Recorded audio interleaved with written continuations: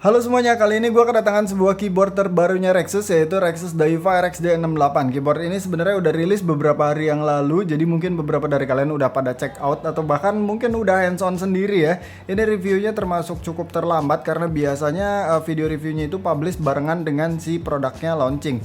Tapi kali ini terlambat beberapa hari, jadi sorry ya, tapi nggak apa-apa lah. So ya, kita langsung mulai aja reviewnya.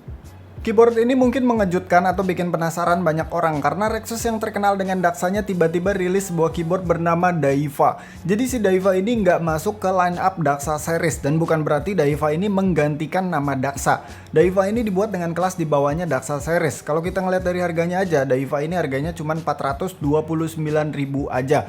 Linknya seperti biasa bakalan gue simpan di deskripsi di bawah. Untuk kelengkapannya di sini kita bakalan dapat 2-in-1 puller. Ini jauh lebih bagus daripada puller-pulleran yang kecil-kecil kayak gitu. Terus di sini juga ada 4 buah spare switch dan berikutnya ada sebuah kabel. Lebih tepatnya adalah kabel USB Type-C yang udah braided. So, dari segi desain di sini Rexus sudah benar-benar menghilangkan desain yang rame. Keyboard ini cenderung simple banget, bentuknya cuman kotak gitu aja. Identitas Rexus disimpan di bagian samping atas dan di bagian label info produknya aja. Kurang lebih ini komposisinya mirip sama Daksa sih. Untuk layoutnya di sini Daiwa menggunakan layout 65% dengan 68 keys. Lagi-lagi gue bilang layout 65% kayak gini cenderung aman buat kebanyakan orang karena masih ada dedicated arrow key. Tapi kalau kalian mau ganti keycaps perlu diperhatikan juga ukurannya karena layout 65% 68 keys ini memiliki beberapa ukuran yang tidak sama dengan keycaps full size. Di sini Daiwa membutuhkan bottom row dengan ukuran 1U untuk 3 modifier di sebelah kanan spacebar dan butuh shift 1,75U untuk right shiftnya. Ngomong-ngomong soal keycaps, di sini untuk keycaps bawahnya mirip dengan punyanya M71 atau M84. Dia pakai ABS backlight keycaps yang pastinya tembus RGB. Bedanya dengan Daksa series, di sini Daiwa hanya menggunakan single colorway. Sebenarnya nggak masalah juga sih, toh tetap kelihatan bagus-bagus aja. Apalagi di sini keycapsnya dia nggak punya banyak sub-legend, jadi kelihatan clean. Pindah ke bagian bawah dulu. Di sini Daiwa nggak punya riser atau fit tambahan karena memang case-nya ini udah cukup miring. Di sini cuman ada rubber fit yang gede-gede di keempat pojokannya. Satu lagi di bagian samping kiri dia ada port Type-C dan ini adalah satu-satunya konektivitas yang dimiliki oleh Rexus Daiwa ini karena memang dia nggak punya Bluetooth atau dongle 2,4 GHz.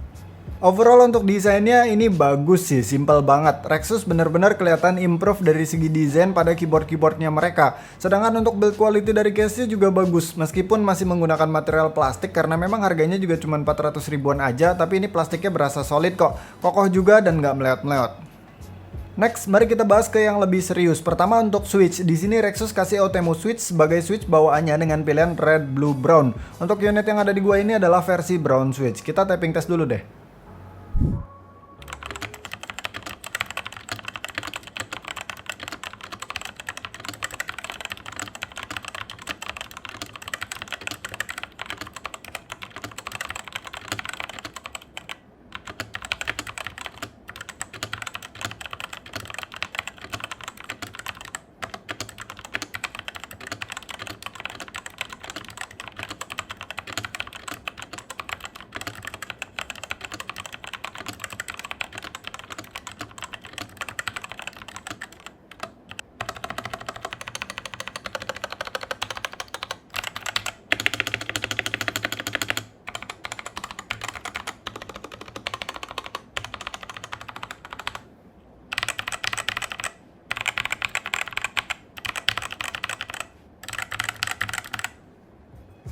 By the way, gue mau kenalin dulu satu barang baru lagi dari Rexus nih, yaitu Daksa Coiled Cable. Kabel ini punya port Type-C to Type-A dengan panjang total 1,75 meter yang menggunakan TPU dan nylon net braided untuk lapisan luarnya. Biar keren, Daksa Coiled Cable juga udah dilengkapi dengan metal aviator 5 pin yang bisa dicopot pasang dengan mudah. Untuk harganya selama masa promo cuma di 149.000 aja.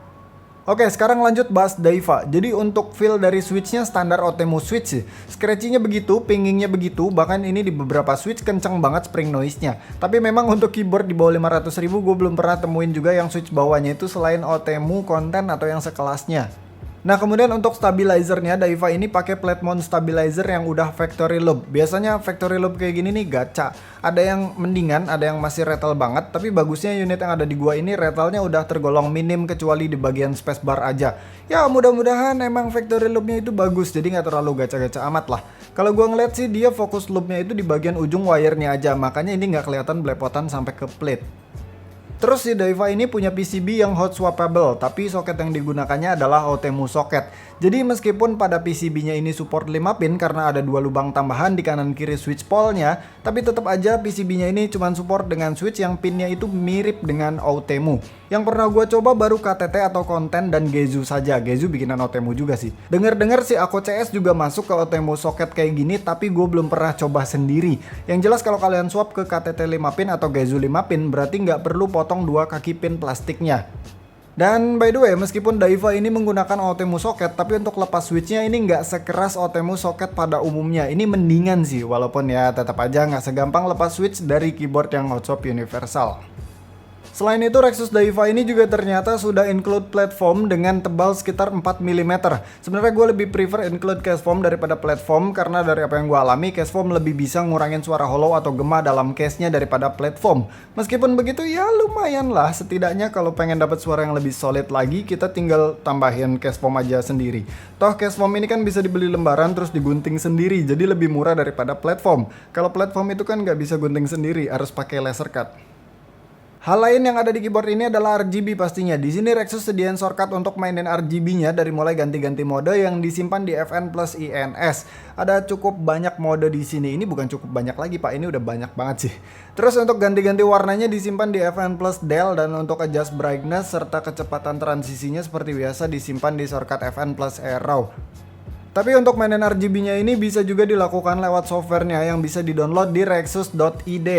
Pada softwarenya ini selain bisa mainin RGB kayak pakai shortcut tadi, di sini juga bisa ngatur key assignment untuk mapping fungsi dari masing-masing tombolnya. Lengkap banget, bisa replace keystroke doang atau bisa juga mapping sebagai fungsi FN. Dan terakhir di sini ada pengaturan seputar makronya juga. Jadi segitu aja yang bisa gua share tentang Rexus Daiwa ini. Overall untuk harga 400 ribuan ini keyboard yang bagus sih. Meskipun kadang-kadang kepikiran nanggung banget nggak pakai universal hot swap socket, tapi memang kalau ngeliat dari harganya ini murah sih. Lumayan jauh di bawahnya Daxa series. Mungkin Rexus rilis Daiwa ini sebagai Daxa versi light kali ya, soalnya kalau kita bandingin sama Daxa series yang paling murah itu ada M71 Classic. Itu mirip banget sama si Daiwa ini, sama-sama wired only, sama-sama switch bawahnya itu OTEMU. Perbedaan paling mencoloknya itu cuma dua, masalah layoutnya aja 71 keys sama 68 keys. Terus yang kedua adalah masalah hot swap socketnya. Di Daxa itu universal hot swap semua dari M71 Classic sampai M84 Ultimate yang terakhir. Sedangkan Daiwa ini masih pakai OTEMU hot swap socket yang berarti nggak universal tadi. Tapi sisanya tuh mirip kayak Daxa gitu. Desainnya simple, terus build quality-nya bagus, dan fiturnya juga udah tergolong lengkap. Jadi segitu aja reviewnya dari Rexus Daiwa ini. Thank you yang udah nonton. Sampai ketemu di video selanjutnya. Bye.